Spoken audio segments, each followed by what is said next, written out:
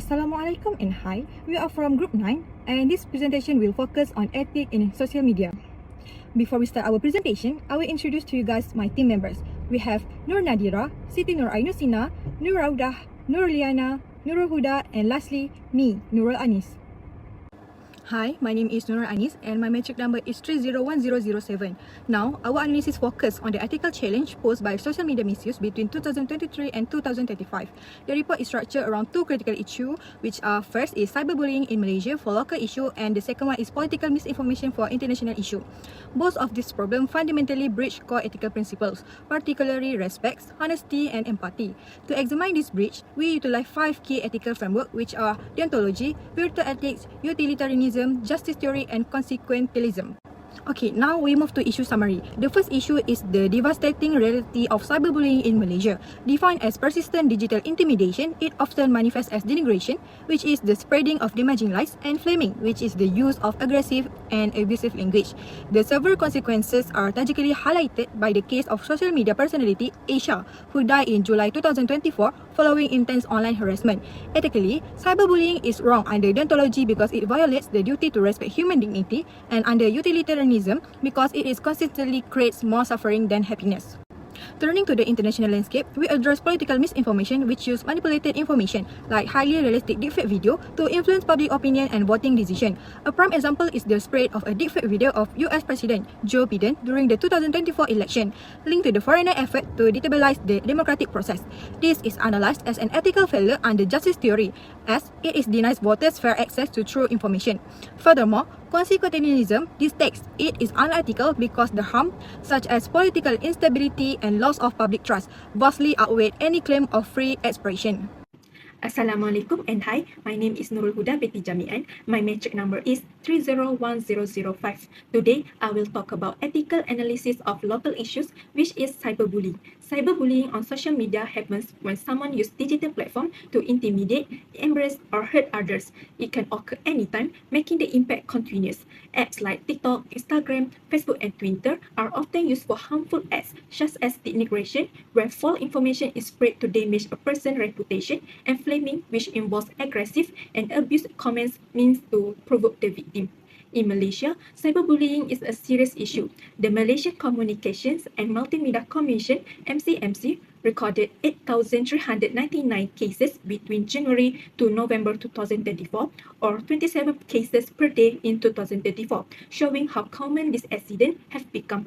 There was an increase in cyberbullying cases compared to 2023, which only 10 cases reported per day in that year. One well-known case in 2024 involved Isha, who faces intense online harassment, including death threats. This shows that cyberbullying is real, harmful, and needs serious attention. From an ethical perspective, cyberbullying is clearly wrong. According to deontology, we have a moral duty to respect others. Cyberbullying violates this duty because it treats the victim without dignity and humanity. Kant's categorical imperative also explains that if everyone behaves this way online, social media will become unsafe and harmful for everyone.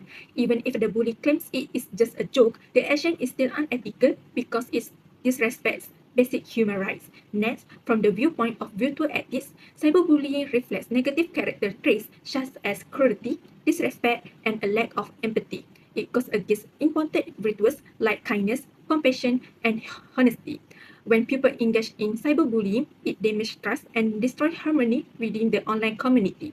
As a result, social media becomes a toxic and unhealthy environment instead of a positive space for communication. From the utilitarianism perspective, an action is considered ethical if it brings the greatest happiness and reduces harm. However, cyberbullying clearly creates more harm than good. Victims often experience fear, humiliation, anxiety, and a long-term emotional damage such as depression. Even if the bully feels satisfied or entertained, the overall suffering caused to the victim and the community is far greater. Because the negative impact outweighs any benefit, utilitarianism concludes that cyberbullying is unethical and harmful to society. Cyberbullying has serious social impacts.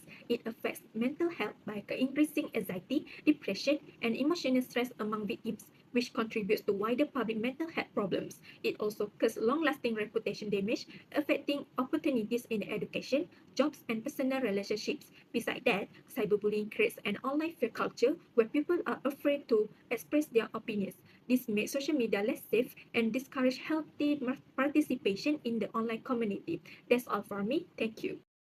Now I'm presenting the political issue, misinformation on social media. Political misinformation is any false, misleading, or manipulated content related to politics that is shared online. And the purpose of the content is usually to influence people's political opinion, voting decision, or public belief. And it spreads widely on many platforms such as TikTok, YouTube, Facebook, and also Instagram. And this kind of misinformation appears in many forms, including fake news, deepfake video, and AI-generated photos, even content. And also because social media encourage quick sharing and use algorithms that promote viral videos, people often see and share information without declaring whether it is true or not. So this makes misinformation shared very fast.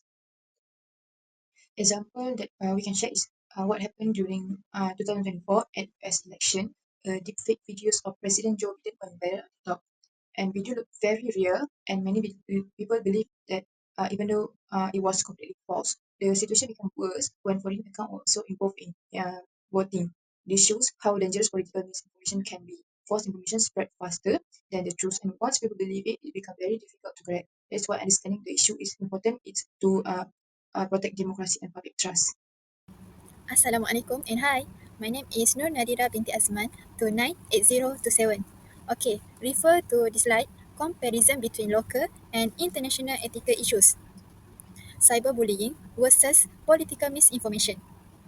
Both cyberbullying and political misinformation are unethical uses of social media.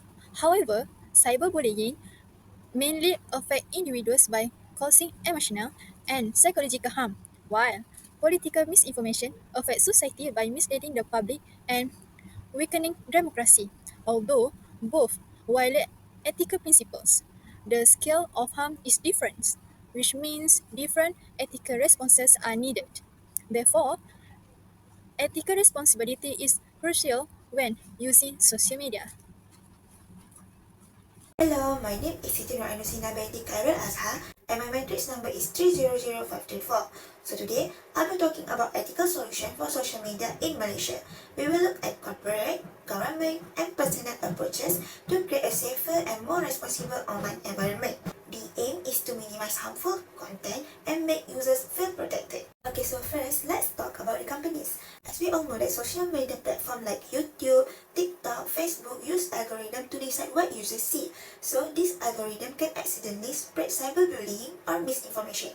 Ethical responsibility that the companies can do is by redesigning them using AI moderation or smart filters to catch any harmful posts. Besides, preventive new care also matters. Companies need to protect users' rights and make platforms safe by providing transparency reporting system, training for moderators, and verification processes to reduce fake news. This isn't just about following the law, but it is a moral commitment.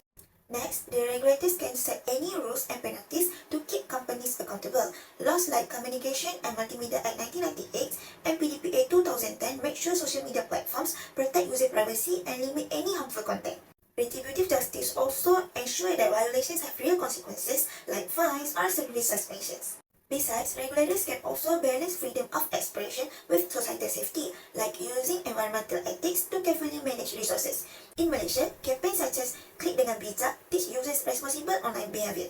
Lastly, majority of us might not know that individual responsibility is actually important. We all know that the fraud triangle, which contain pressure, opportunity, and rationalization, help us to explain why moderators or users might act unethically. So, by doing the training, open communication, and internal checks can help to prevent misconduct. The ethics of care remind us to be empathetic and responsible. By reporting the misinformation, cyberbullying, it can show the empathy online and interacting respectfully can build a safer digital community.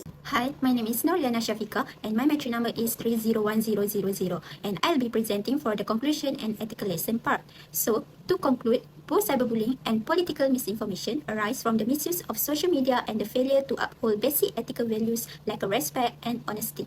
Cyberbullying is unethical because it violates deontological utilitarianism and virtue ethics, which cause direct emotional harm to victims. On the other hand, political misinformation is unethical because it breaks the principles of truthfulness and justice, which influence the public decision and weakening the democratic process.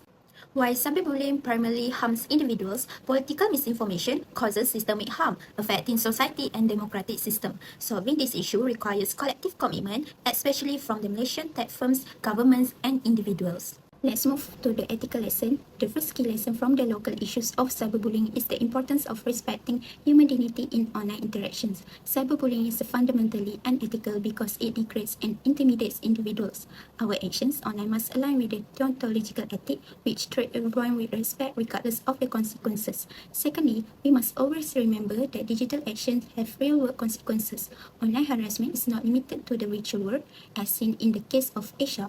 Online harassment causes psychological distress, impacting real life and even leading to suicide. Thus, we must practice respect and empathy to acknowledge and prevent real-world harm. And for political misinformation, the lesson here is that telling the truth is moral duty for everyone.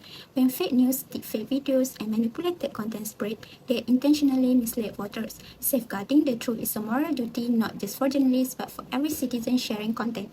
And lastly is respecting public autonomy. Misinformation attempts to control or influence people thinking without their consent. This undermines the public autonomy, the right of every citizen to make informed choices independently. The citizens are responsible to check sources and share only reliable information to ensure all the voters have a true and fair basis for deciding on politics. That's all from me. Thank you.